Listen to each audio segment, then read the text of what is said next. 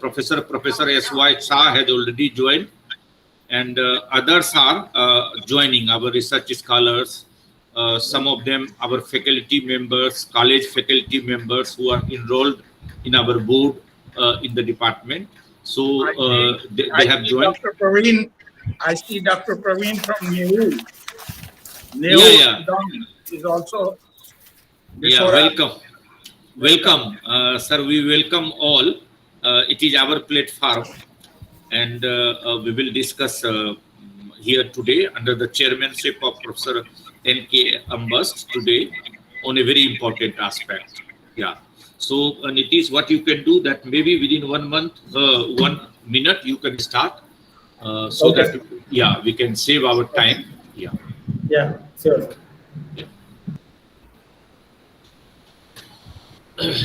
Rameshwar, once it starts, you may start your proceeding, and you allow also who are joining at any time. So you just give entry to those who join. Yeah. Okay, sir. Okay? Yeah. Yes, sir. Okay. Nitish, you can start now. Okay. Yeah. Thank you so much, sir, for allowing me to start this webinar. Hello and welcome on one-day national webinar on interdisciplinarity in higher education under New Education Policy 2020, role of lifelong learning. We all know that New Education Policy has the different thrust area. Under that, interdisciplinarity, multidisciplinarity is the one of the thrust area where university is brainstorming to implement their interdisciplinarity in higher education. For today's webinar, we have several guest speakers and distinguished guests from diverse background. And I would like to welcome on the behalf of Department of Adult Continuing Education Extension, University of Delhi, to all the participants, guests, and the speakers. And now, as you know, the interdisciplinarity and the lifelong learning has the very much correlation. Lifelong learning tells us how to improvise ourselves and make it more profitable for the society and the economy. It is one who is working on the basis of the outcome oriented, and it is one who tells us that how one should consistently upgrade themselves to be a lifelong learner. I would like to welcome all the participants on this occasion, and I hope that this webinar will certainly give us the chance to understand that what is the meaning of the interdisciplinarity in higher education and how lifelong learning could be the vital in the implementation of interdisciplinarity. Before proceeding this webinar, I would like to hand over my mic to our head of the department, Professor Rajesh sir, for further proceeding. Sir, please, over to you.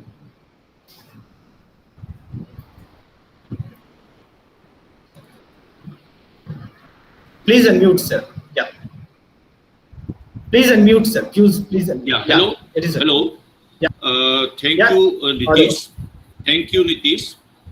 We are here today for a discussion on a very, very important aspect of new education policy.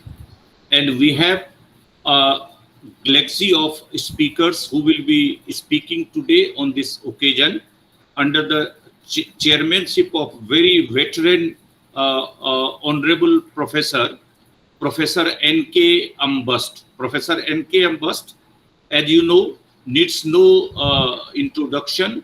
He remained Honorable Pro Vice Chancellor, Chairman, National Institute of Open Schooling, Professor NCRT, and held several national, international level committees, and also expert on the tribal education and general lot many issues and concerns of teacher education. So under the chairmanship today, his chairmanship, we have a discussion, and Professor Ravi Chandran has already joined.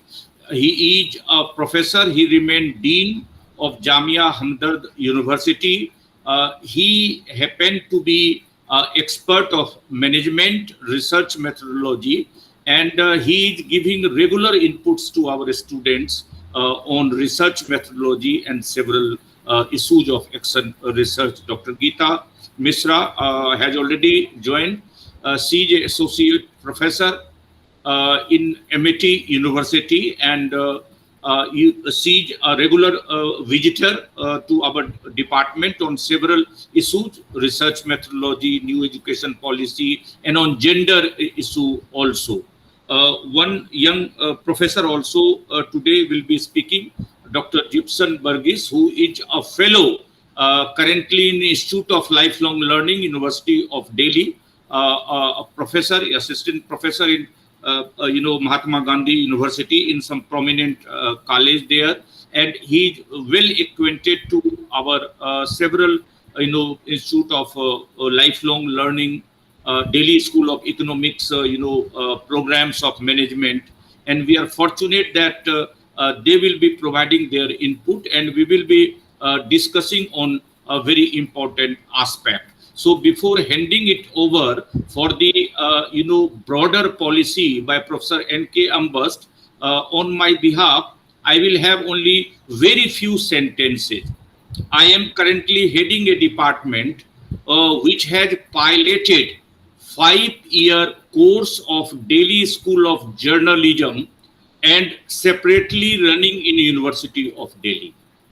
The department has also not only piloted, currently providing its committee of courses for the department for a course which is known as Cyber Security and Law. Now one can understand the linkages of Delhi School of Journalism, Cyber Security and Law, and the courses that department were running, like modern mathematics for parents, legal literacy, science and sports journalism, counseling and guidance. So the department or platform, not from today, but from the time of Professor S.C. Watia, remain interdisciplinary and multidisciplinary. So today we are not discussing about the Department of Adult Continuing Education or Lifelong Learning. Today we are discussing on interdisciplinarity or multidisciplinarity under the new education policy 2020. What the few things that I wish to say, that we call it the new education policy is not, our Prime Minister said, we will be job creators, not job seekers, and it will have the endeavor of interdisciplinarity, multidisciplinarity education with the element of choice at our end. Students will select the stream and the purpose of major and minor courses. Curricular and co-curricular activities will be there, and the gap between the generalist and the specialist will not be there, kind of a thing. So how all these things can be met at our end, and what is envisaged in the new education policy by the government and by our honorable Prime Minister Sri Narendra Modi, which emphasizes on multidisciplinarity, and which said that within 2035, 50% of the population will be in higher education, and opportunities for vocational skill education and competency, how that can be met. Here we are today to discuss that. So to give a broader perspective, I take the opportunity to invite our veteran professor, Professor N.K. Ambasht. Sir, thank you and welcome on this platform. Professor N.K. Ambasht, sir. Thank you. Am I audible? Yes, Can sir, you you are hear me? audible. Yes, sir. Yeah. Yes, Good you are afternoon, audible. everybody. Welcome to this very important seminar or webinar on an issue that has got a contemporary significance in the light of emerging technologies, in the light of emerging needs, and in the light of emerging society during the pandemic and after the pandemic.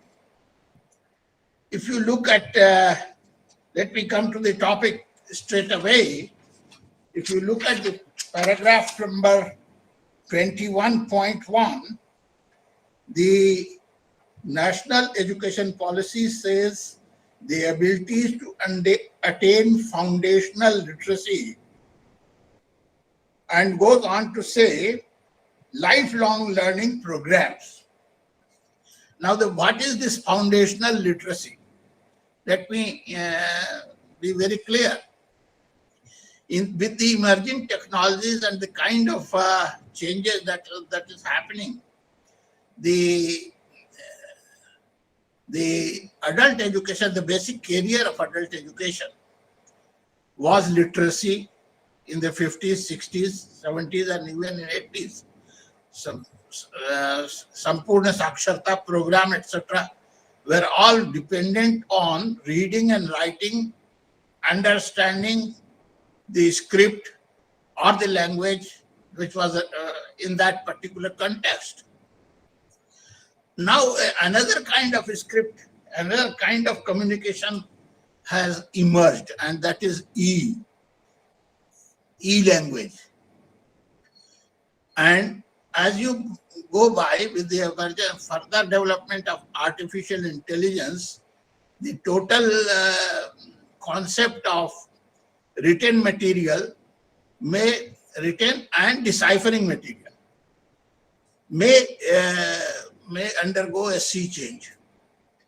So what's happening is that some emerging areas to reorient the adult population, because we are talking about adult education, adult population, to reorient them to the emerging language science, emerging technologies is necessary.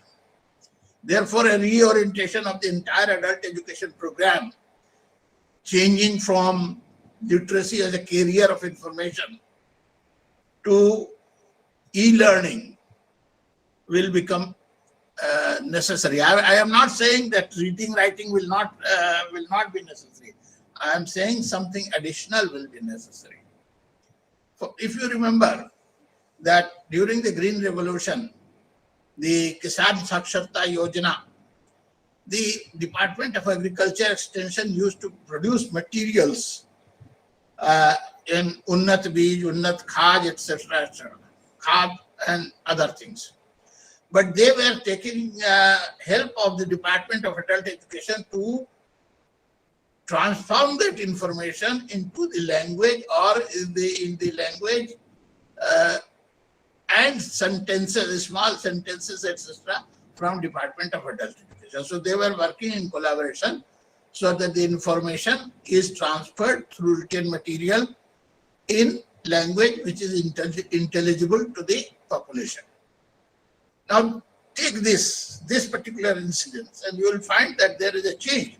Now there is a Kisan portal, and every information with regard to Bij, with regard to Khad, with regard to irrigation, with regard to weeding, etc., is being transferred on this Kisan portal directly to the user, and therefore there is no immediate need of material or Unnat Khad or Unnat Bij or Unnat insecticide, etc., etc. So the medium of carrier of information, which was the print material earlier, has changed. Now it is audio and video material which is being transferred through Kisan portal. Now, what is the change in the nature of learning that on the part of the learner? The learner has to get himself educated in how to use this. So what is to be communicated is one aspect, and how it is to be accessed is another aspect. So the content of your adult education program is undergoing a kind of change. That is one. The second thing is, when you see education in the holistic manner, then education is of two kinds. One is education for living. The other education is education for life. Education for living is concerned with providing you the information, the capacity, the skill to go into the society and be socially useful, productive citizen, so that you can also sustain yourself, your family, your society, earn, contribute to economy, contribute to the national income, and all sorts of things. So this is the education for living, which is mainly the domain of the formal school system. Formal school system, formal college system, formal. But when you retire and your income, etc., subsistence is assured, then there is a need for you to pursue your own vocation, your own inclination. They are the education for life, which improves the quality of your life, which improves the I would say a satisfaction, emotional satisfaction, or ideational, the things that you couldn't do while you were earning for the family, for the society, you were working for the government, and etc. Now you are free. So you want to utilize your time, which gives you satisfaction. It may be singing, it may be yoga, it may be helping people, social service, whatever it is. Now this is one area which comes under lifelong education. During my stay for a few weeks in Japan under a UNESCO program, I visited Asahi Center, and I found that elderly people, very elderly people, were pursuing their own vocations in that center. It was a lifelong learning center. Somebody was learning Ikebana, arrangement of the flowers. Somebody was learning Marathi. Somebody was learning Hindi. Somebody was learning Greek. Somebody was. So this was their inner. This was for their inner satisfaction or their mission in life, which was different from education for living. For education for living, they had to follow a certain kind of straitjacket, that you have to be scientist, you have to be mathematician, you have to be a professor, you have to be a lawyer, you have to be a judge, or whatever it is. So you have to go into that straitjacket. But when you are free, then you have your own choice. You can tailor your own requirement, and you can then seek redressal for that requirement. This is what lifelong education is. So adult education program as such has to cater to two different sectors. One sector is which is related to upgrading your skill to which may be classed under education for living. The upgrading your skill in order to be more socially useful, productive citizen of the society. This is one sector under which you can come Atmanirbhar Bharat skills. You can take upgradation to vocational programs. You can take upgradation to improving your other socio-economic needs, etc., etc. These are institutionalized and leading to a certain kind of certification, which gives you credibility for getting into a job or getting into a profession or becoming self-employed and improving. So these are formal sectors. This is one aspect of adult education for those who have either missed the opportunities or who want to upgrade their skills or understanding or knowledge in order to be a better producer or in order to increase their economic capacities or improve quality of life.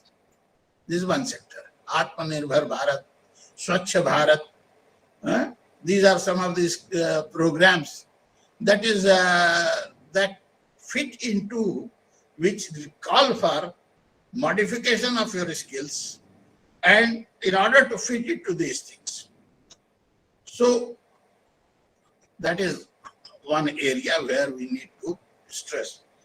This is what the National Policy of Education says and is stressing, but it also says lifelong education. So the quality of the lifelong education is not for, I will not use the word not for, I will say it is largely for the satisfaction of the individual's urge to either hone his own skills, hidden skills, or to satisfy the inner desires to reach out, which he to get something in terms of learning, which he or she wanted to learn. For instance, you wanted to be a good harmonium player or tabla player, but your job requirement was such that you couldn't pursue it. But after some time, when you become a senior citizen, you have the ample time and opportunity, and you can be a tabla. You want to play a tabla. Then where is the avenue? Where will you go to learn tabla? These are the centers of lifelong learning. They where you will get opportunities to provide. Now these things have come online. For instance, I came across a website, Imoha, where the senior citizens have, from different parts of the country have come together, and they are pursuing yoga and this at different points of time. Somebody is singing. Many people have joined singing and this, but they are retired people, and they are seeking satisfaction of their urge, and there is a platform. So this kind of platform has emerged in this pandemic, where institutional setup could not have taken place. So they found their urge, and they linked with this electronic platform. So this is the second thing. The third thing is that the National Policy on Education, having reiterated both these sectors, has come out with a under para 31.5, an outstanding adult education curriculum framework need to be done. Now, what is this adult education curriculum? This, I mean, it ranges right from the very beginning of basic literacy to upgradation of skill, to upgradation of one's hobbies, etc., etc.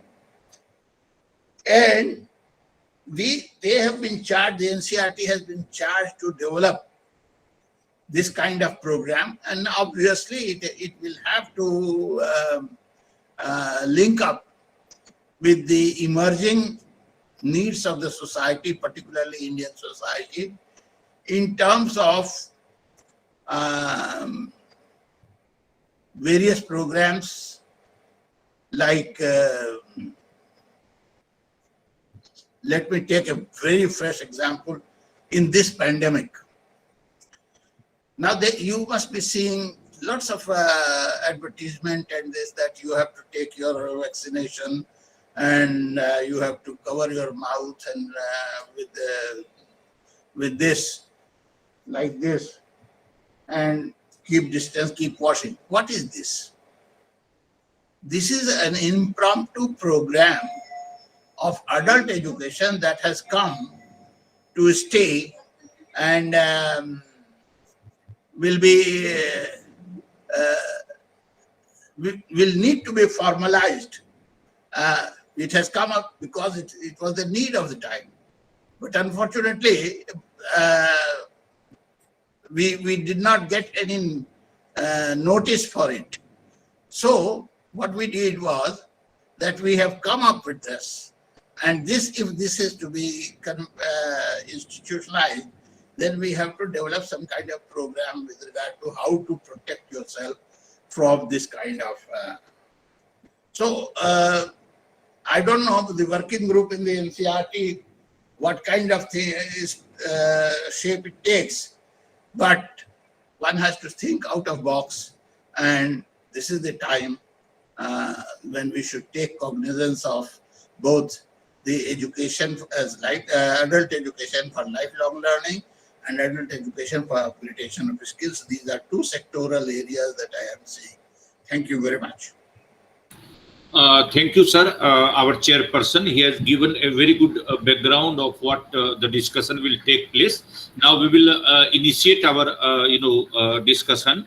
And first, we will request Professor Ravi Chandran to kindly, join and provide our your valuable input. Maybe I request all the expert Nitish to provide kindly 10 to 12 minutes so that some time is left for discussion. So I will not take time, and straight away I will invite Professor Ravi Chandran to provide his valuable input. Thank you. So before inviting Professor Ravi Chandran sir, I would like to introduce him. Professor Ravi Chandran sir is a professor at Jamia Hamdard University, and he is a leading management professional with distinguished academic and research career. He has been awarded fellowship and honor by various prestigious association councils such as Science and Engineering Research Council, the Population Council, South Asian Network of Economic Research Institutions, for carrying outstanding research and activities. He was conferred Asia Fellowship Award. He has done pioneering work of creating or promoting the health policy, health system, and the program. His work has been published in several national and international. Thank you, Nitish. Take only 3-4 minutes. Experts, sure, you can just hand over to it. Let him give time for it. Now I would like to invite Professor Ravi Chandran sir for his expert comment. Please, sir, over to you. Yeah, good evening. Am I audible to all? Yes, sir. You are audible. You are audible. Yeah, you are audible.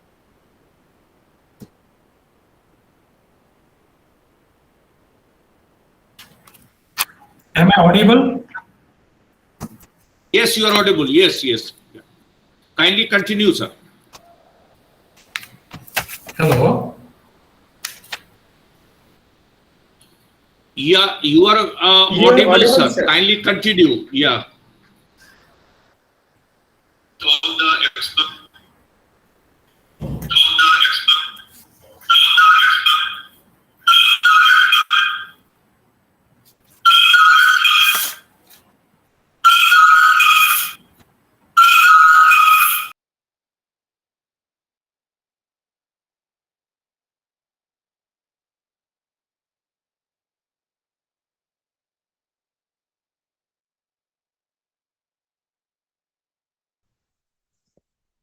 Hello.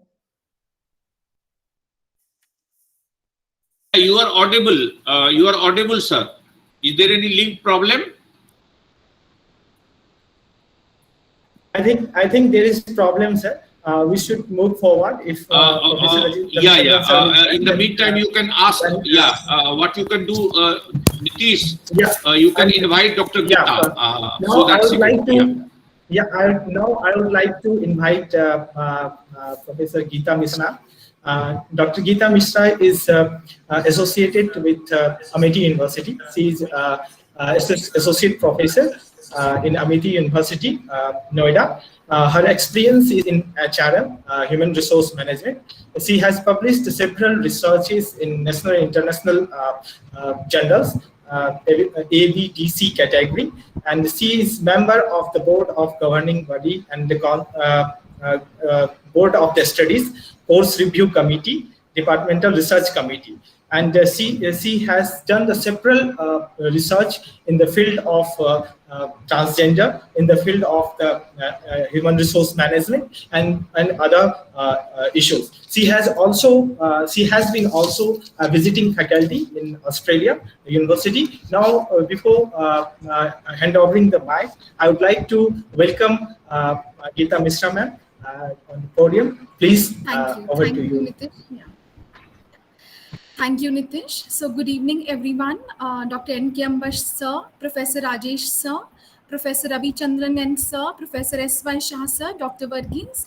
A very good evening to everyone. And I would like to thank and congratulate Rajesh sir for choosing such an appropriate topic, interdisciplinarity in higher education under New Education Policy 2020, role of lifelong learning. And this topic is very, very insightful and relevant, especially in today's times when we talk of this pandemic. So this pandemic has changed the entire paradigm of learning. So of course, Ambush sir has spoken about the digital platforms. And very interestingly, before I go forward, I'm reminded because sir referred about Japan, that while he was in Japan. So I was reading this book, Ikigai. And as sir was mentioning that lifelong learning, it is also about having a meaningful life. So once you retire, what are your plans and how can you engage yourself? So because sir was referring to it, and I was immediately reminded of this book referred to as Ikigai. And in Japan, they say that there is no concept of retirement. So they don't believe in the concept of retirement at all. And they say that Ikigai refers to that finding your meaning of life and the purpose of life. So I was just reminded because it is very connected with lifelong learning and adult education. So as I was referring to that this pandemic has completely changed the way we are learning and how we are conducting ourselves. So more than the cognitive abilities, our human conduct, the human values, our moral behavior, our conduct in society has become very, very important.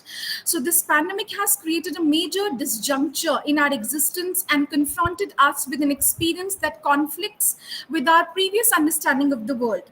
And again, it has forced us to think and rethink that if we want to survive or if we want to sustain, learning is not constant, it is dynamic. So we have to continually engage and learn. And that is how we talk about lifelong learning. So before I go deeper into lifelong learning, so learning is all about change. And change drives learning. So I would like to make a distinction between two types of learners here: an adaptive learner who will just make incremental changes just to survive, and generative learners who are transformational learners and they believe in transformational change. So to have skills to confront and create path-breaking change. So recognizing the gaps, setting goals, establishing learning plans, and maintaining that motivation to carry out the plans even after you retire, or learning till you are there on this planet. And so as we see lifelong learning, the use of both formal and informal learning opportunities throughout somebody's life in order to foster the continuous development and improvement of knowledge. And before I move on to national education policy, I'm reminded of a very insightful video by Swamini Vimlananda ji, and she refers to in that video that in our students, we are talking about a lot of technical aspects, but we are not telling anybody, we are not telling our students how to think or even how to learn. So it is very important and imperative, especially in these times when the entire globe has been infected by this virus, that we should also know that how to learn, and are our students or are people equipped to learn to face the changes.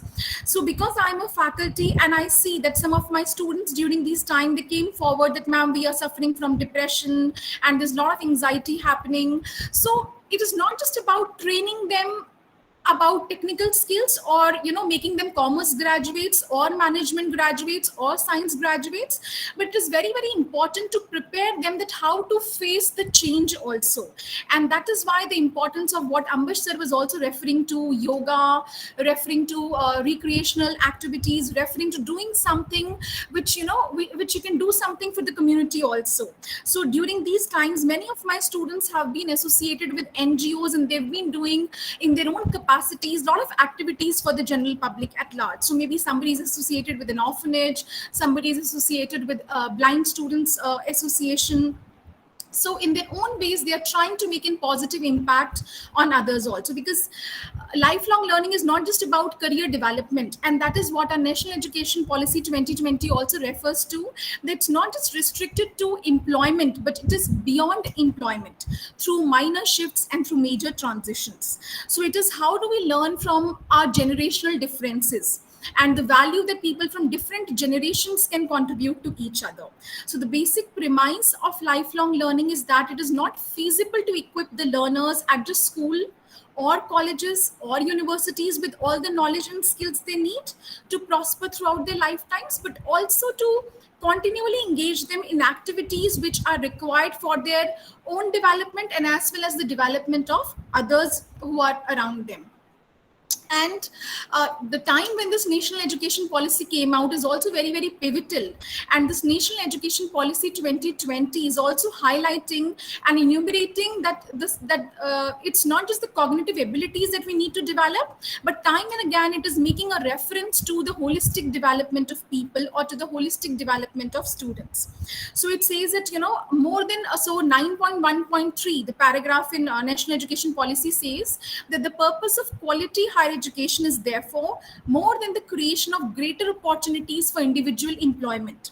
It represents the key to more vibrant, socially engaged, and cooperative communities and a happier, cohesive, and cultured and productive and prosperous nation.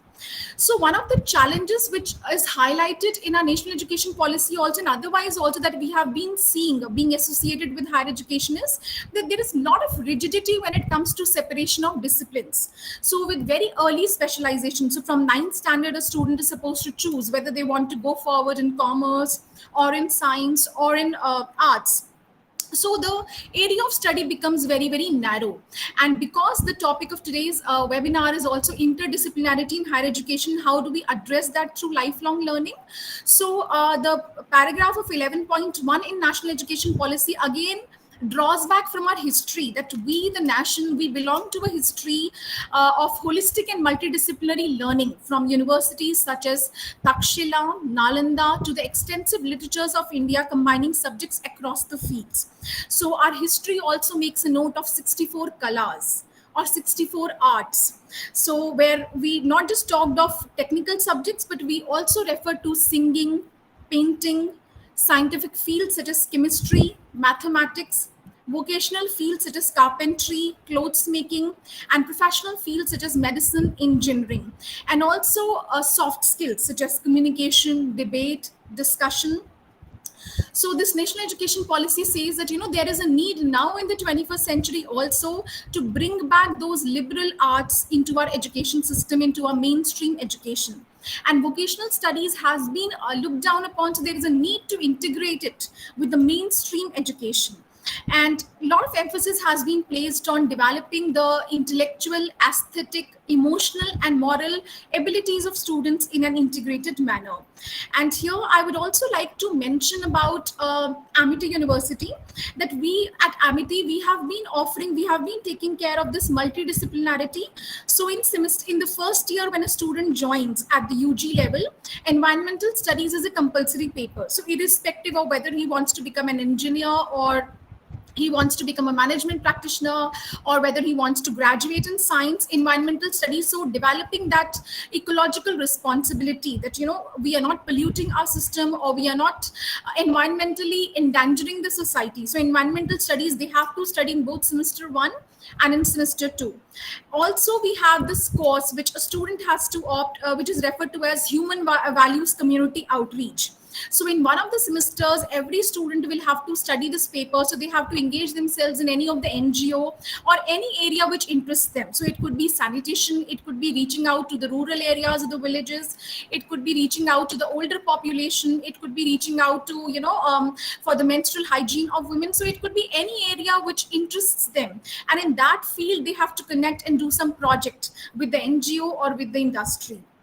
Then in every semester, we have this compulsory paper, communication skills, which every student has to do, behavioral science or professional ethics. I think now this has become compulsory in all universities. So they have to do this professional ethics, communication skills, and one foreign language. So whichever foreign language they like, it could be Spanish, it could be German, it could be French. So these are some compulsory papers that irrespective of the stream that they choose, they have to go through these papers. And also they have to, they have to choose one domain elective. So if a student is a management graduate, he will choose any one elective from across the domain. So from management domain, irrespective of which department he's studying in. And one is an open elective. So across the university, you can choose any open elective. So for example, if I'm interested in Bharatnatyam, I can opt for Bharatnatyam. And if I'm interested in painting, I can choose for painting, irrespective of whether I'm doing my MBA or my MSc or any other course like that. So this is one thing, that multidisciplinarity and the choice, the flexibility in the course curriculum is very, very important. And this education policy also makes a reference that autonomy should be given, autonomy will be given to higher education institutions in designing a flexible curriculum which offers a student a choice-based credit system where they can choose their interdisciplinary papers also. So here, if I'm a science graduate, it's very difficult to read one paper in economics. So such kind of a platform where they can also choose from amongst the basket. So a novelty in curriculum and engaging and offering different, so as Rajesh sir was also mentioning, that from specialization to a more generalization, that giving students more platform or more options to choose whatever they want to build their career in. So that is one thing. And of course, this national education policy is also placing a lot of impetus on industry internships. So at our university, doing an industry internship is compulsory. So during their summer break, they have to do, in the fourth semester, they have to do their summer internship with the company to see that, what is happening. So if they're studying human resource management, but how does it get implemented in companies? And this national education policy also says that now we are moving more towards experiential learning. So instead of just building upon the theoretical concepts, we are also moving towards practical application. So tomorrow when our students go back to the industry, they are more employable. So the national education policy also makes a reference of that, providing students with opportunities for internships with local industry, businesses, artists, craft persons, as well as research internships with faculty and researchers at their own or other higher education institutions to give them more practical side of the learning, and the byproduct would be a better and an improved employability. Then another area is multiple exit and entry points, and having an academic bank of credit, which will be established so that, the academic credits will be digitally stored and which will be recognized by education institutions, and that will be taken care of. So if a student has done a course in for 1 year, maybe in science, he will get a certification. And then maybe if he wants to do it in another, maybe does 2 years, so maybe a diploma, and 3 years and maybe a degree. So we are giving a lot of platforms to the students to choose, and even if they had to drop out, so they have multiple entry and exit points.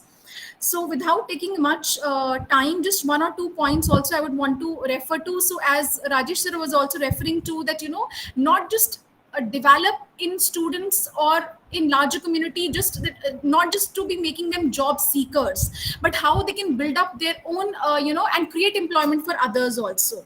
So start up an incubation center. So we also have an incubation center. University of Delhi also has an incubation center. So we at Amity, we are offering this incubation center, and we assist the students. So if they are making a technical business plan, we help them in improvising that business plan, and then they can probably reach out to the venture capital investors or others for funding opportunities. And we also give them the space. So if they do not have an office space, and if they are alumni and if their business proposal has got impetus, they can use the premises and they can use the office space for working. So we do have these incubation centers, technology development centers, and frontier areas of these research centers for further collaborations and for giving students a platform, so that instead of just seeking jobs, they can also create something of their own which they are passionate about. And all these digital platforms, as sir was also referring to, all these digital platforms, online courses are giving more and more opportunity to people to follow their passion. So I always wanted to do this classical dance, but I never got an opportunity because there were never weekend classes. But of course, with these online platforms, there are a plethora of online teachers. So if I want to do it from during my work from home, this thing also, and I want to take out some time, so that opportunities are also available. So gradually we are moving towards this lifelong learning concept, that do what adds meaning to your life. And it's not just restricted to your school curriculum or to your college curriculum or to it is lifelong, whatever passionates you and whatever you can give back to the society also. And just one last point I would want to make a reference of, which is 21.8 in National Education Policy. And they're saying that all the efforts will be undertaken to ensure the participation of community members in adult education. So social workers, counselors traveling through their communities to track and ensure participation of non-enrolled students, and dropouts will also be requested during their travels to gather data of parents, adolescents and others interested in adult education opportunities, both as learners and as teachers or tutors. So probably we will be having that data also, that who are these dropouts and if they want to continue their education or if they want any assistance also. So these social workers, counselors will then connect with the local adult education centers to give them more opportunities. And of course, this technology will be leveraged to strengthen this space. And if people want to get themselves equipped in ICT tools, so that would also be there. Public libraries will be available. And it also makes a note of that, school and college complexes and premises can also be used after the college hours, and public library spaces can also be used for adult education courses, which will be ICT equipped when possible for larger community engagement and enrichment activities. So with this multidisciplinarity and this national education policy and lifelong learning, all of this, when it comes together, it is giving us a lot of Thank you, Dr. Geeta. Thank you, Dr. Geeta. Please give some space for discussion also. So straightway, without giving more introduction, I straightway invite Dr. Gibson Burgess. So Dr. Gibson Burgess, Nitish, one or two sentences and then invite you. Yeah. Thank you. Thank you, Dr. Geeta, for giving a very insightful thought on this issue. Thank you. We'll have discussion, Yeah. Sure. Yeah. Thank you so Nitish, much. yeah. Thank you so much, ma'am. Thank you so much, ma'am. Now I would like to invite Dr. Gibson Burgess. He is Assistant Professor in Department of Economics and St. Dominic College, Gandhi Pillai, under Mahatma Gandhi University, Kerala. He is an Erasmus Mundus Scholar, and he is also visiting fellow Institute of Lifelong Learning, University of Delhi. He is an adjunct professor under University University of Mahatma Gandhi University, Kolkata, and he has been the chief executive of CXS Solution India Private Limited, and he's also he has been also deputy head of the National Skill Development Council of India. And his area of interest and his area of work is in the field of the human resource management and adult education, rural development and decentralization. So before wasting any time, I would like to invite Professor Gibson, sir. Please hand over to you. Over to you, ma'am. Please. Thank you, Nitish. Thank you. Can I show my PPT, sir? Sure. Yeah, you can. Yeah, you are. All right, Yeah, okay. kindly. Yeah.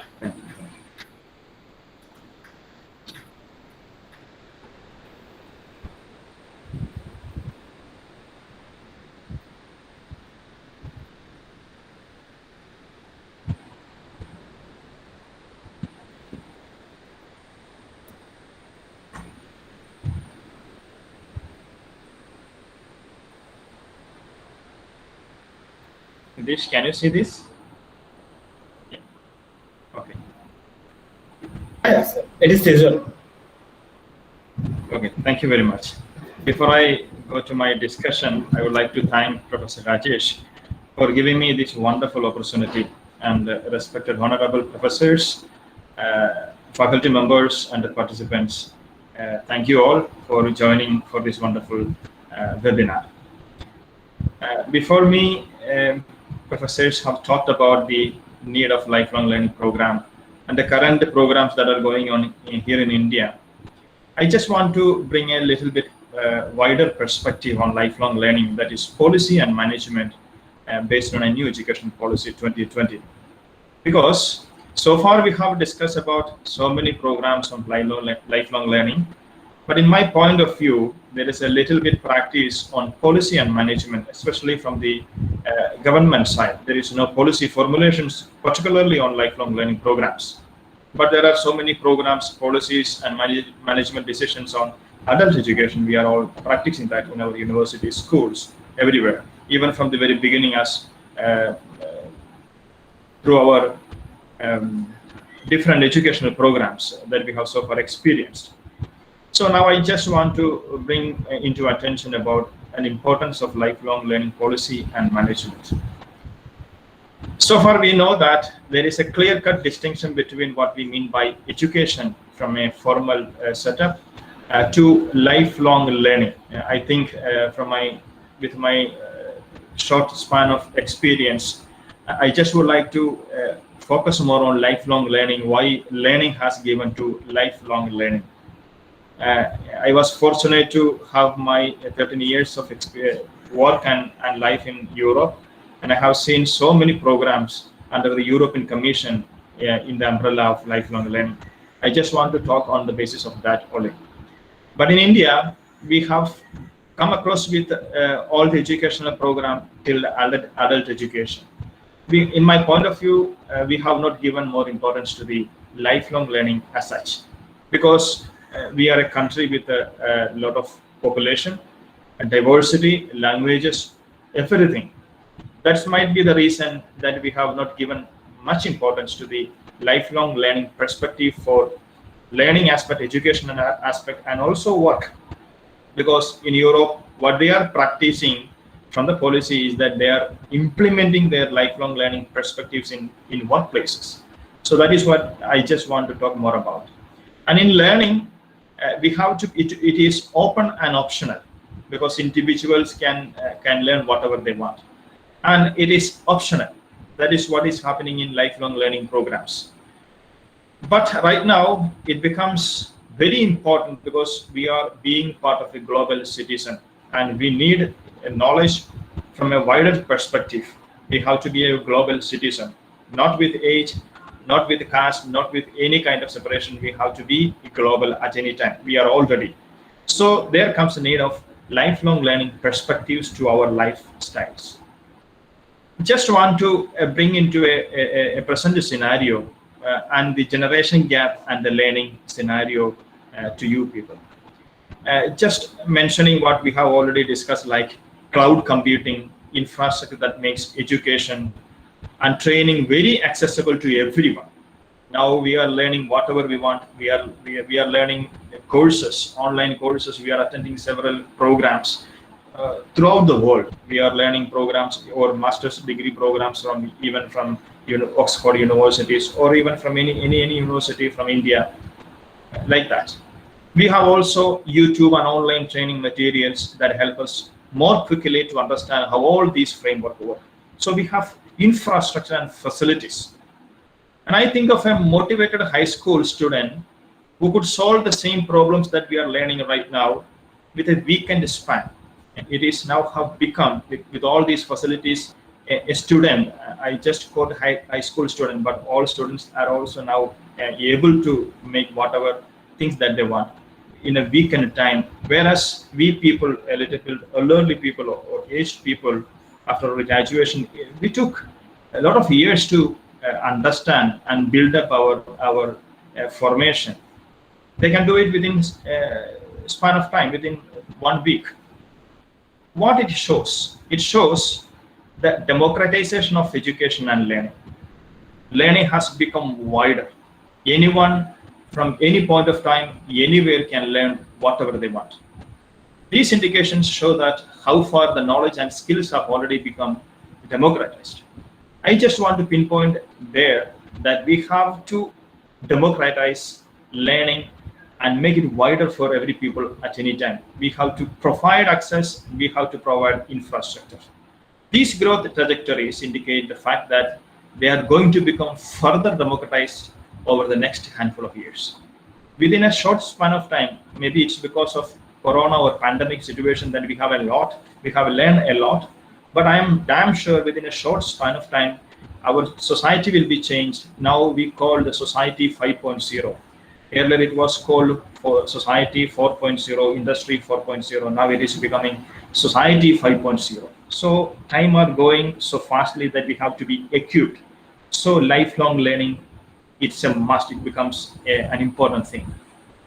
Just to share with you some of the things that we were doing, comparing pre and post COVID. We are learning. We were used to say we are learning, but the situation has made us to say that we have to learn. We have to learn because the pandemic and the lockdown forced us to be independent in this digital world. Every person has to learn from anywhere, whatever they want to become independent. Irrespective of age, all have to learn.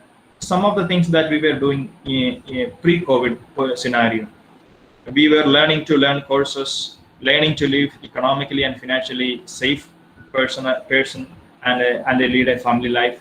We have learned to buy goods and services, mostly depending on digital platforms. We have learned to organize our life with better healthcare, checkups, and vaccinations, and learning to be connected with the whole world. We are learning every day, every time, because of the pandemic situation or vice versa. We are learning. A year before, if we look to the post-corona situation, we were doing only one or two things from the above list. But today, all of us can do all these things within a limited time. Who taught us? Maybe time. But we used to learn our skills and capacities because of the necessity. Necessity has come due to the pandemic situation. But there is an inner capacity, inner skill that we had already. And the situation made us to, or forced us to learn quickly and adapt to the changes. So when we think about the situation like pandemic, although it was seriously affected people and society, economy, everywhere, we saw that we can overcome by this difficulty by learning anything at any time, because we are fighting against this pandemic mainly through learning.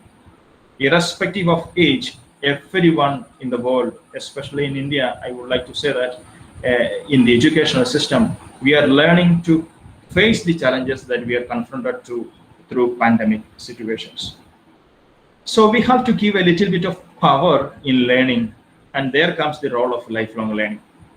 That's where I want to bring policy changes to the lifelong learning programs, because lifelong learning as an integral part of economic and social policies, we have to empower through giving access to knowledge throughout the lifespan for an individual's perspective. We have to open our educational system from an institutional point of view, like what Professor Rajesh is doing from the Department of University of Delhi. All universities should come to talk about the lifelong learning activities. Then only policy makers will listen to it. Now is a high time to bring to that scenario, and it's a great achievement on the part of University of Delhi. So these kind of things have to come in front. And just based on the National Education Policy 2020, I would like to just pinpoint two or three important points where we can do our lifelong learning programs in a better way. I urge all the faculty members and the policy makers to build a network of universities, research institutes together to give programs to whoever want to learn from anywhere. And there should be a program between the universities or research institutes or educational institutions to have a mutual recognition of diplomas for learners. Thereby, anyone from anywhere can learn anything that they want from any university or college, so that when there is a mutual recognition of diplomas or degree programs, anyone will be motivated to learn whatever they want. And not the least, as a third point, I just want to bring into the perspective that we have to provide a national student card and accessibility. It is not only for the so far we have in our colleges and universities we have a student car up to the degree that we are completing. From that we are just professionals, we are just aged people. It seems like that, but we have to change that scenario. We have to consider everyone as a learner, and accessibility to the educational institutions, research institutions should be given to all those who want to learn. So by these programs, I hope that according to the national education policy, interdisciplinarity or multidisciplinarity programs can be brought down to all those who want and to all institutes. And also we need to ensure a transparency of qualifications. We have to recognize everyone, not only students or educators who are in the current program, but we have to recognize workers. If they are learning something for their work, we have to recognize, we have to give them a transparent qualification, and we have to acknowledge their learning. Thereby we can bring up this lifelong learning perspective into a wider spectrum. Promotion of new basic skills or vocational skills to become a global citizen. Everywhere we can compete, and there is a multiple opportunities for everyone to compete, but we have to give basic skills. Earlier we were used to say basic arithmetic or communication skills are so far necessary, but no, everyone have that skill so far, but we need to give more importance to some more skills upgradation, vocational education, and work-based learning. And also to support these lifelong learning programs to become a more wider perspective, we have to develop local level entities, local level learning spaces to the society. Thereby everyone can get together rather than waiting for the university or colleges or schools to recognize them. They can go and do whatever they want. They can learn together or do together and live a better life. I think with this, I end up my suggestions to the lifelong learning programs. Thank you so much. Thank you so much. Yeah.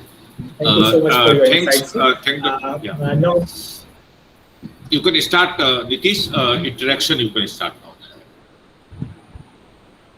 now. Now I would like to invite Ravichandran sir. As I have already told you that Ravichandran sir is professor in Jamia Hamdard University, and he will present. I have already introduced about Ravichandran sir. So please, Ravichandran sir, over to you.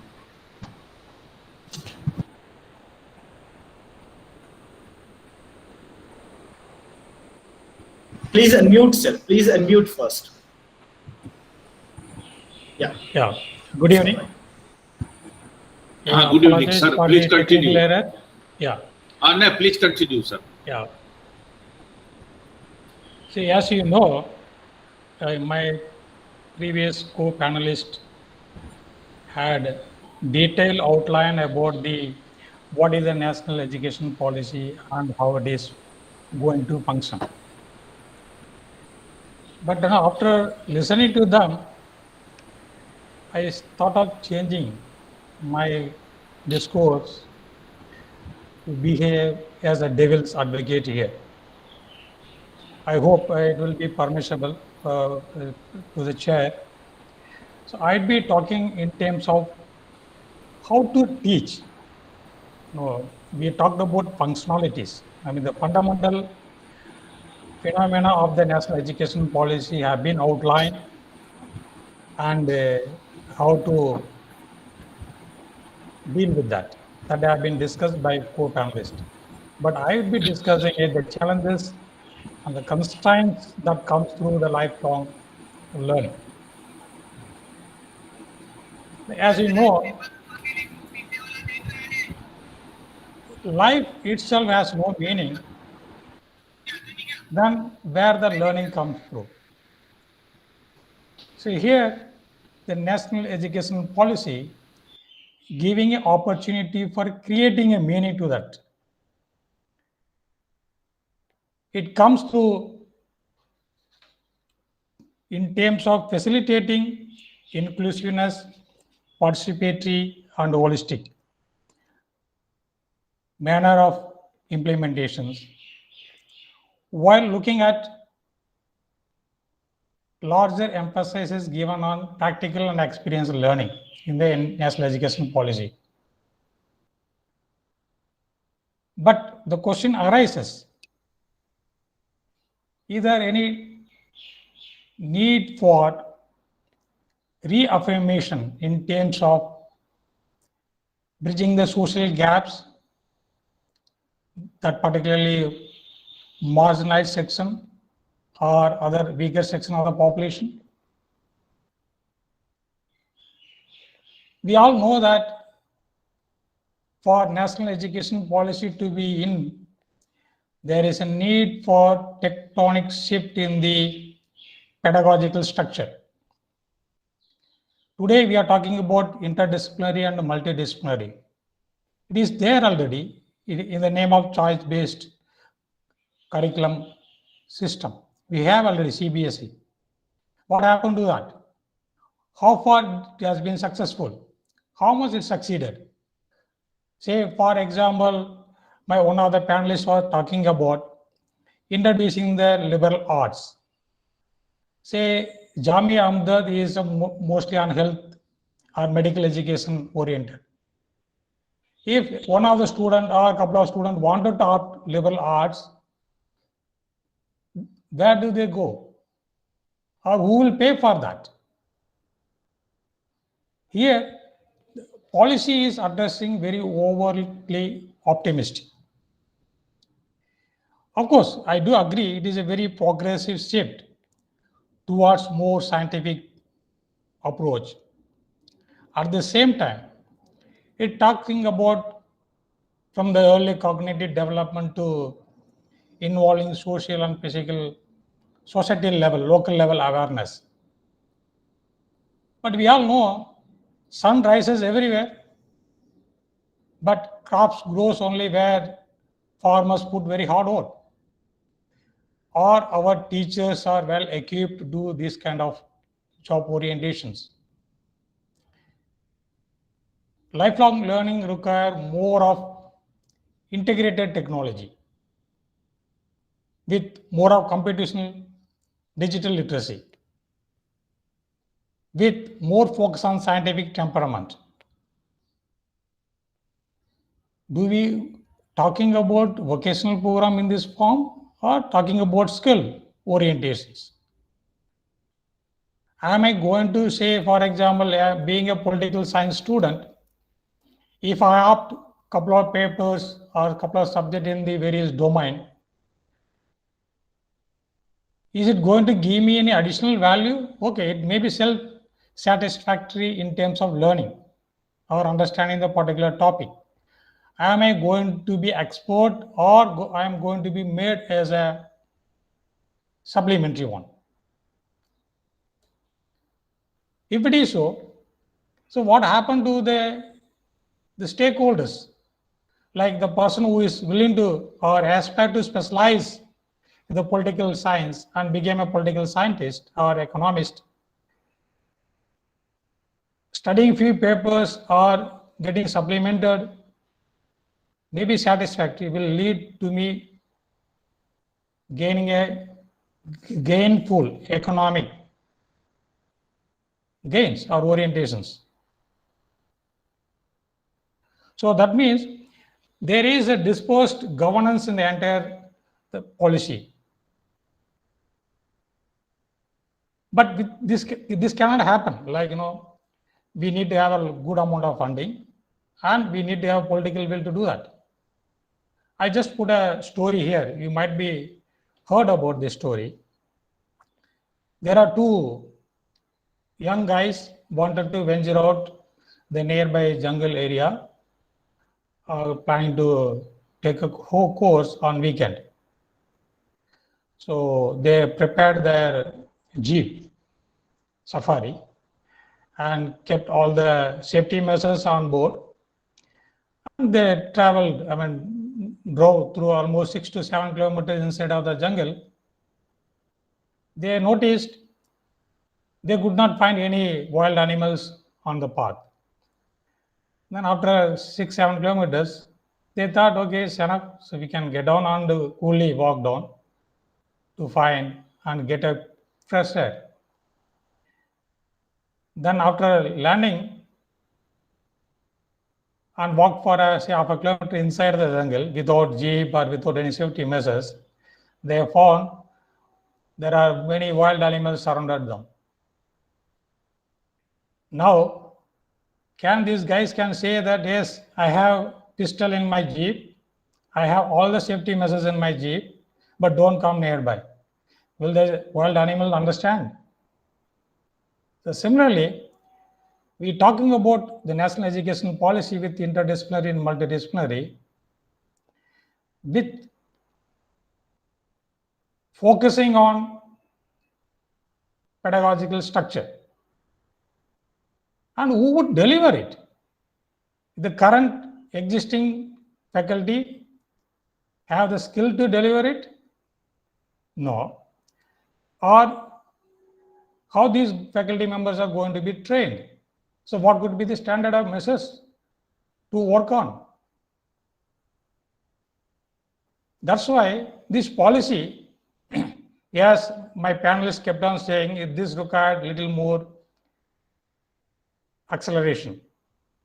But in reality, the policy itself assumed that it will fulfill in 2040. It will be another 20 more years to go to get settled down. So that means we know the weakness of the system, education system, which is more corrupt compared to any other departments in the country. But we are not ready for that.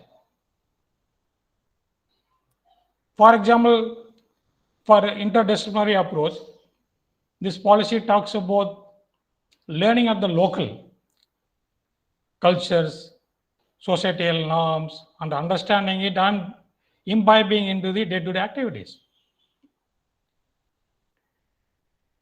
Being any individual willing to learn about, say, what is happening in London, what is happening in Tokyo, but not ready to learn what is happening in Malvinagar in Delhi or in Kottakkal of Kerala, whatever. So we are not ready for localization, then we are talking about interdisciplinary. So when I say somebody is willing to do that interdisciplinary approach or multidisciplinary way of looking at, how he is going to gain? Are we looking at only the certifications, or what kind of value orientation he is going to have? After the implementation of the national education policy since April 2020, we have been talking about human value systems. What value are we talking about? What value orientation that lead for a lifelong learning? So there is, lack of coordinations with the industry and as well as the existing pedagogical structure. Well, I think you should confine to the policy and relate to lifelong learning and adult education sector. Yes, sir. Because time is very short. I would have loved to hear you for a longer period of time, but we must give some time to the people who are listening to us patiently, not having an opportunity of questioning. So would you kindly be brief enough? Thank you. Yeah.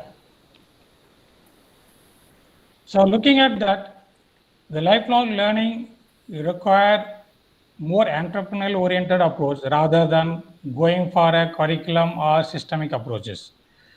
Say where you need to have more of industry orientations or more of imbibing knowledge through the societal approach where community stakeholders coming and play, then giving a value addition to the entire process.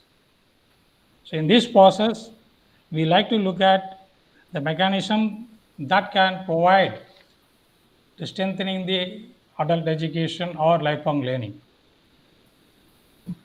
In addition to that, while you're talking about lifelong learning, it's not be only the particular section of the population that is going to be benefited or providing such training orientations.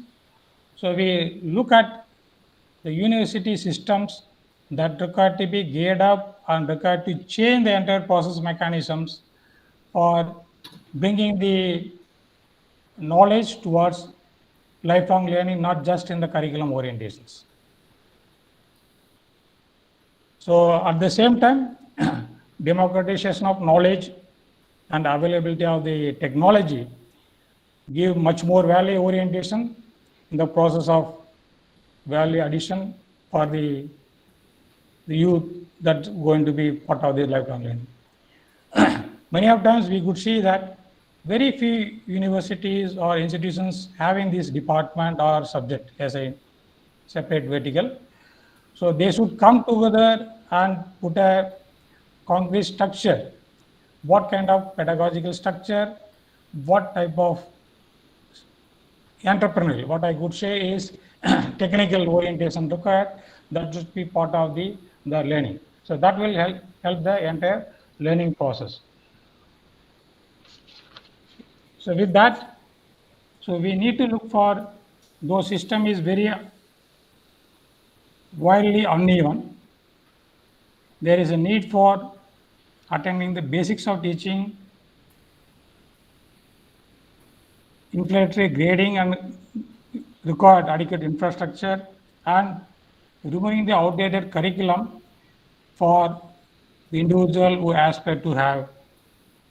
So there is a need for value addition and provide the meaningful learning. So with that, I take this opportunity. Thank you, sir. Thank you for putting forward your point of view. With the permission of chair, we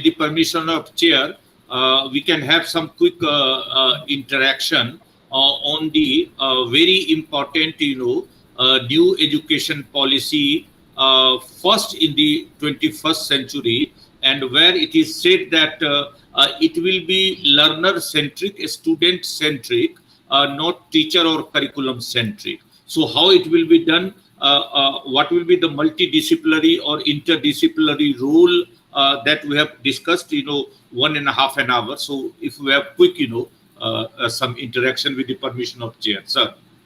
Yeah, thank you very much. One thing I must make it clear, that one must understand the difference between pedagogy and andragogy. And many of us in the university system resort to using the pedagogical approaches and without any consideration for the learner's maturity level. And therefore, in the emerging situations, maybe that andragogical training must be made compulsory for every teacher, whether he is history teacher or English teacher, must be made compulsory to make them aware how that the way the adults learn is very different from the way the child learns. One small point: the child's natural style of learning is by process of imitation, whereas when he grows up, the suggestion comes into play. So andragogical approach is basically not on imitation but suggestion. This kind of approach is not available, or not, I would say, is not deliberately available. Deliberately, I underline, in the methods that a law teacher teaches, or a physics teacher teaches, or a chemistry teacher teaches, or even the adult educators like us. So there must be, in the university sector, there must be a kind of movement or a kind of a crusade to orient the teachers of the university system in andragogical methods. That's one. The second point I would like to say, I would invite people to react to it, that the time is ripe for us to come up with the concrete plans, and therefore those who have any ideas with regard to concretization of the implementation of the adult education program should write to the director NCERT about their suggestion with regard to how to implement the policy. With that, I throw it open for anybody, any of the participants to ask questions or to make a brief comment, very brief comment. 2, 3 we will be able to take. Thank you very much. Yeah. Thank you, sir.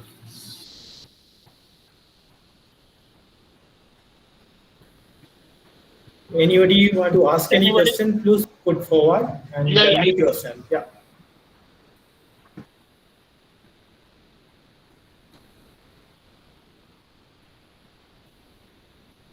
Any questions from the audience? Yeah, hello sir. This is Kumar Gaurav, a research scholar from the same adult education department. Yes, Kumar. Yeah. Yeah, sir, I have a question that what are the challenges that the tutor are going to face with this multidisciplinary approach in the future? You are addressing to nobody, no? You are addressing a general kind of a thing. Yeah, Yeah. I have the question for NK sir. Okay. NK Okay. Ambush sir. Acha, you are having the question with the chairman himself about the challenges of the implementation pertaining to this, new education Challenges policy. that the tutor or the professor in higher education going to face with this multidisciplinary approach with its initiation at the next or the same year.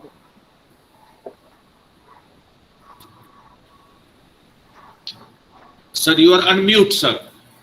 Yeah, I am not able to get his question. Can you, Rajesh, can you repeat it? Sir, he is telling that what are the challenges of implementing it, especially the higher education. So, the area that Professor Ravichandran was hinting towards, that it is there. But what are the challenges?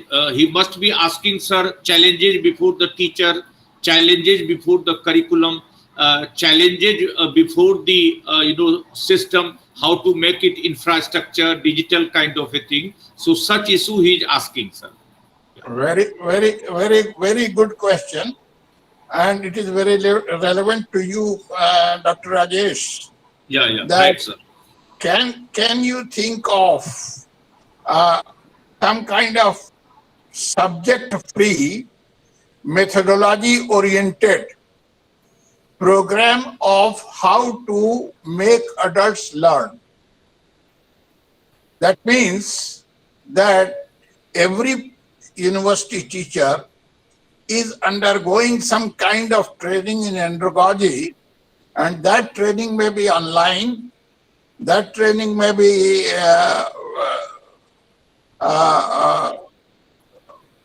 through video conferencing.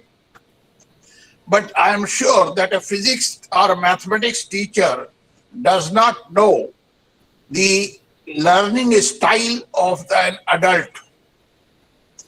He teaches the way he has been taught and transfers it from generation to generation. When you have a training program of primary school teacher, a training program of secondary school teacher, you don't have a training program for any university teacher. So you are saying that, in a way, that knowing the subject body of the subject is enough for its transference to another person. But how to transfer is missing. It is taken for granted that the teacher would be able to communicate, to transfer the knowledge to the learner. But the methodology of how to learn and how adults learn, how it is different from a child's learning style. So this kind of thing, I think that there is a very strong possibility for you to develop some kind of program to I would say, empower the teachers of the university level in that in teaching the adult population, right? Sir, you have hinted a very important area, and you have also given a very important challenge for me. And I will have quickly only one sentence that what you are talking. Professor Dinesh Singh used to talk to every time the same thing, that you do not talk adult education only for yourself. As you said, sir, you also talk adult education for mathematics and physics teachers. That is what you hinted towards, sir, that andragogy, because that is very important, needed kind of a thing, because we teacher understand, we professor understand. I may be excused that perhaps we are very much sensitized or very much knowledgeable how, as an adult educator, what is our role and responsibility, and what is the methodology you are hinting, and the difference between pedagogy and andragogy, sir. I am not generalizing, but it is a very important area where online and offline in higher education needed, sir. And I will try to do something. Thank you, sir. Yeah. Anything quickly? Yeah. Anyone having any? Anyone Yeah. want to ask? Yes, sir. If I may, sir. Yeah, please. Yes. Len. Yes, First, sir. you introduce yourself, and then quickly. Yeah. Okay. Myself, Lane, from Adult Education Department, pursuing PhD under Professor Rajesh.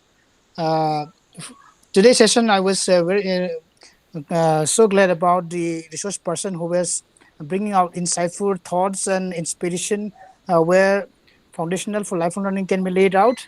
So my regards and appreciation to all the resource person. Coming to Derek, I wish to ask, this is a common question for all.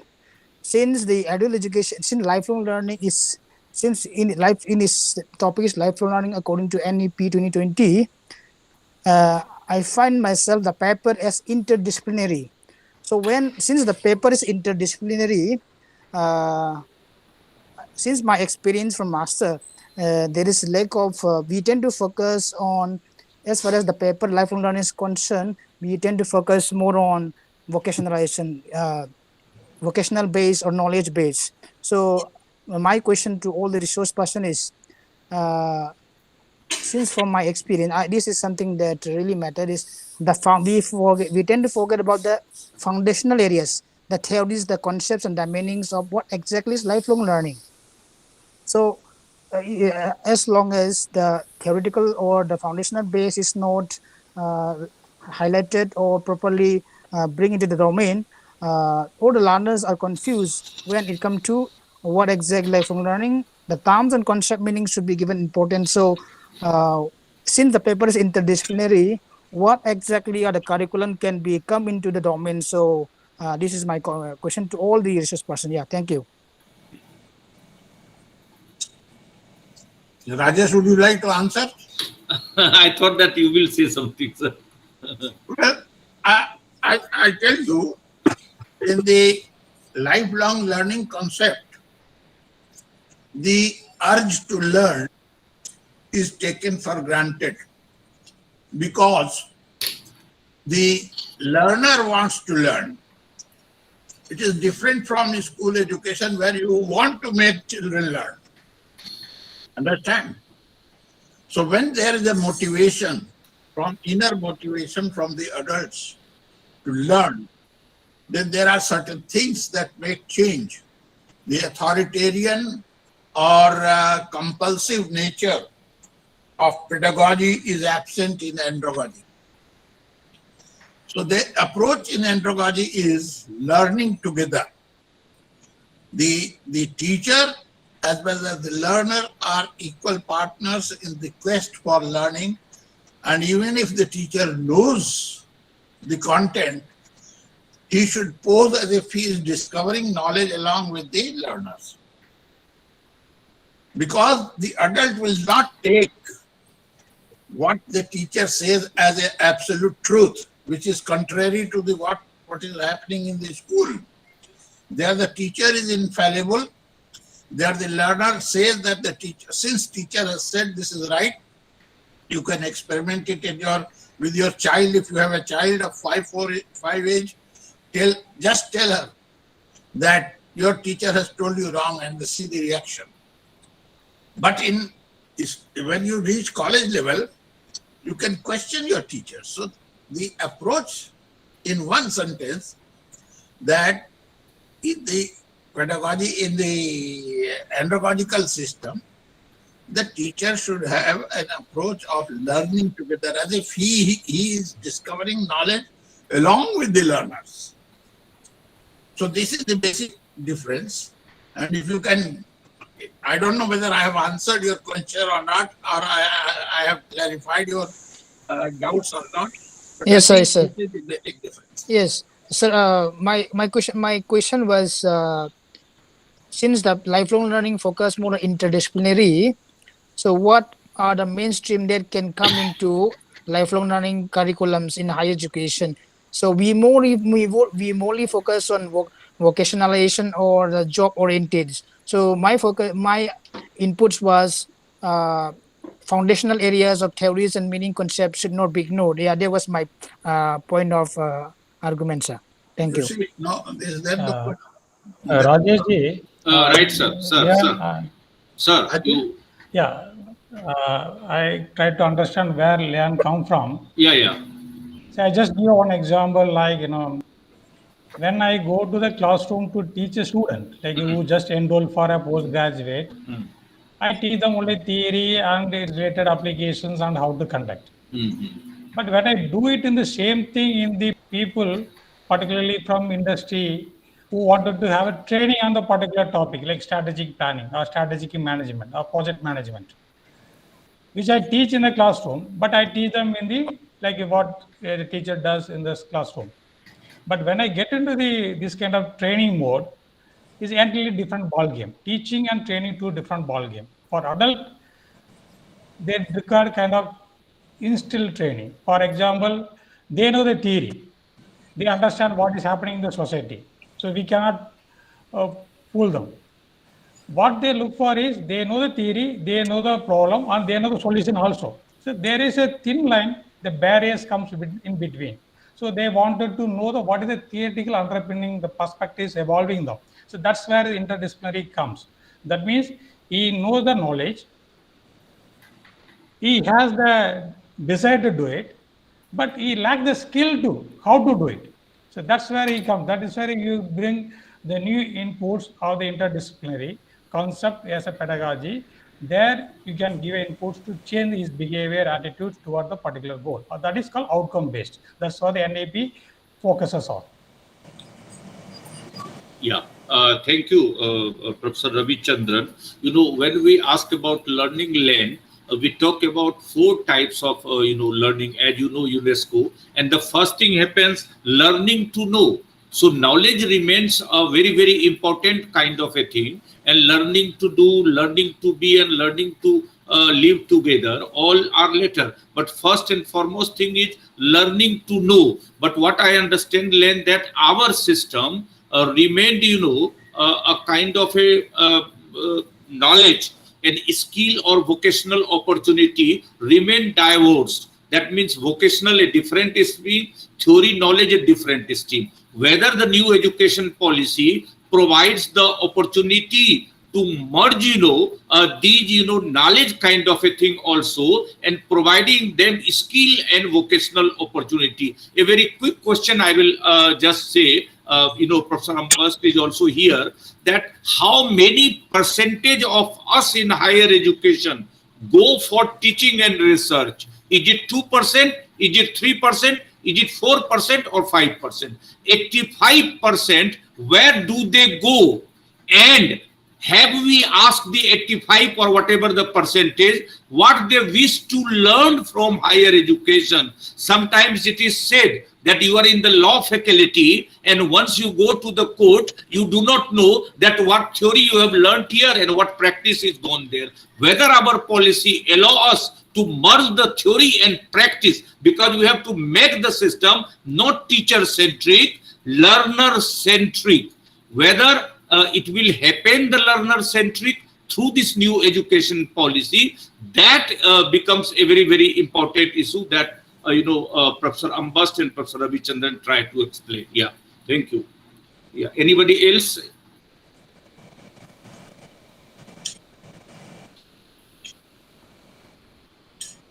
Any intervention? I think, Nitish, we are running short of time. This is why I think it has become a very,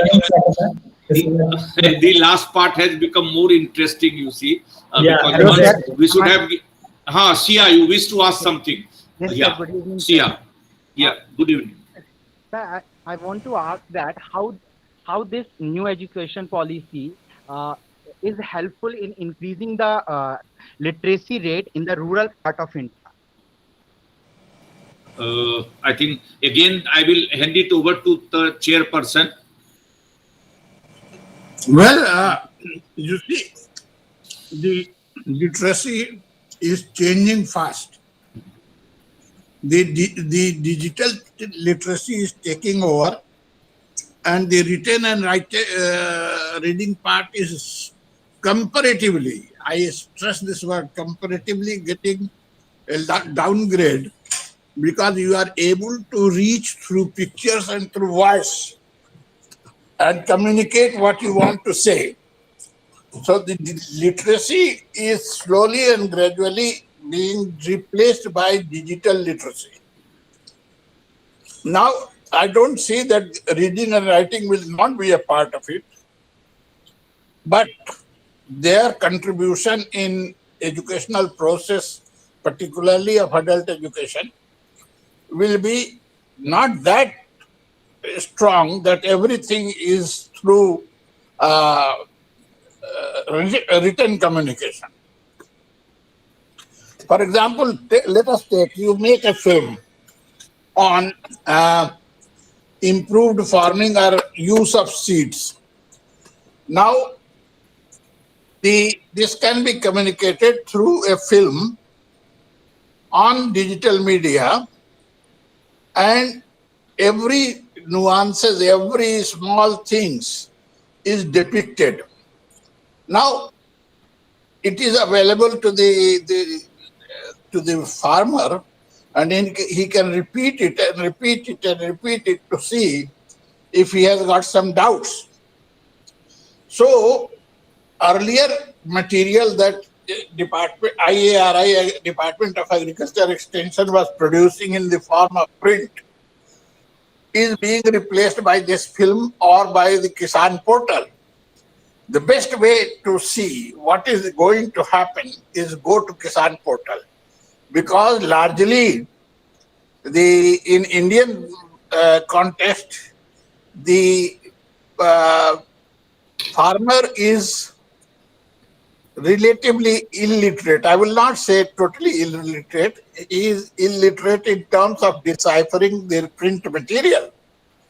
Now you are helping it with a digital material, you are helping with the audio visual material. He knows much more by practice, but all that he needs is to improve that. So therefore, the formal reading, writing is getting, into background. That too, because reading, writing is subject to the language that you are talking or the script that you are referring to. The most, glaring experience I had, that having traveled all over the world, when I was in Japan for some time, I found myself totally illiterate. I couldn't read even bus signs. There was very small English somewhere written, the destination of that. So the literacy component is contextual with regard to what language you are using and what kind of script you have been used to. Now, with opening of the borders and information that you are getting is from diverse sources, you have devised a method which is called digital platform, on which you are sending visuals and on which you are communicating.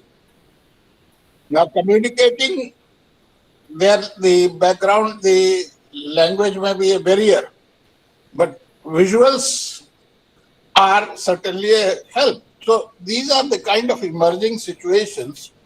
I'm not saying that this is the answer to it, but the trend is that after some time, what is happening in Germany and what is being taught in German is communicated to us by activity method through audiovisual materials. We would be able to decipher, at least if not totally understand, decipher what is happening and how it is being done. So that is the kind of emerging scenario. I don't know. I have answered the question, but this is the kind of situation that we are going to come in the next few years. By say like 2050, you will have materials, Japanese materials rendered into your own language with visuals from there. I don't know. Yeah, I don't know yes, whether sir. I have answered that question, but I have tried to. Yes, sir. Yes, sir. Thank you so much, Professor Ambas, sir. Anyone would like to ask any question? Please. Yeah, this side again, Kumar Gaurav. I would like to ask a question to Dixon Varghese, sir. Are you not overshooting your time?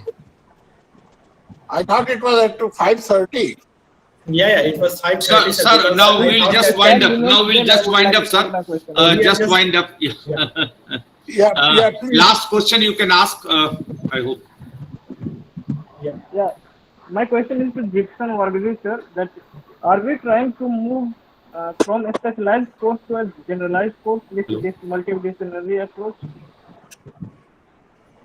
Hello, sir, Can you? are there? Yeah, I'm here. Can you ask again? Are we going My to? question is that with a multidisciplinary approach, are we trying to move from a specialization to generalization?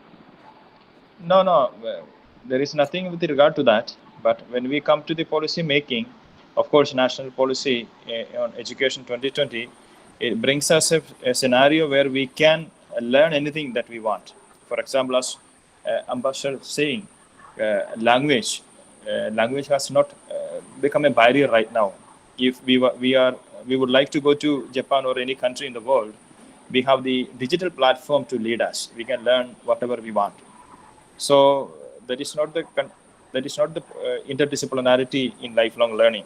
It is an opportunity rather for learners to learn whatever they want. Okay, sir. Thank you.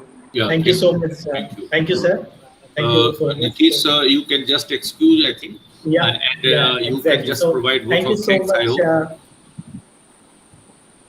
Thank you so much. I would like to extend my gratitude to N.K. Ambas, sir, and Professor Ravichandran, sir, Professor Geeta Mishra, Professor Gibson Varghese, sir, for valuable insights in the field of lifelong learning, and I hope that it will continue in the future, because the interdisciplinarity is the core agenda of the lifelong learning. If you want to introduce the lifelong learning in university system, then the lifelong learning is the core agenda that has to be implemented in the new education policy. So thank you so much for providing the insights, and I would also like to extend the gratitude to Professor S.Y. Shah, sir, who has joined. He is also the veteran in the field of adult education and lifelong learning, and the several heads also joined in this webinar. So I'd also like to extend the gratitude on the behalf of the Department of Adult Continuing Education Extension, University of Delhi. At last, I would also like to extend and send my gratitude to all the participants who had joined in this vibrant webinar. I hope you would have find some kind of solution of your questions, and we'll see you again next time. Thank you so much, sir. And I also like to thank last to our department head, Professor Rajesh, sir, who is also a very vibrant leader and always pushing all the scholars and academicians to work in the field of the lifelong learning and adult education. So thank you so much, sir, again for such a vibrant leadership. Thank you. Thank you, Nitish Rameswar, our honorable chairperson, and experts who have joined here. And we have not taken too much time for this, and we hope that in course of time more opportunity will come, and it is a challenge that how to implement this, and in future we will remain in touch. Sir, thank you. Thanks a lot. It's a very good opportunity. I will come back to. Yeah, thank you. Thank you. Thanks a Thank you lot. so much, Yeah. sir. Thank Thank you. you, sir. Thank you. Bye. Bye. Yeah, thank you. Thank you very much. Thank you, Professor so much, Ravichandran. sir. Thank you. Nitish and Rameshwar for providing the help today. Yeah. Thank you.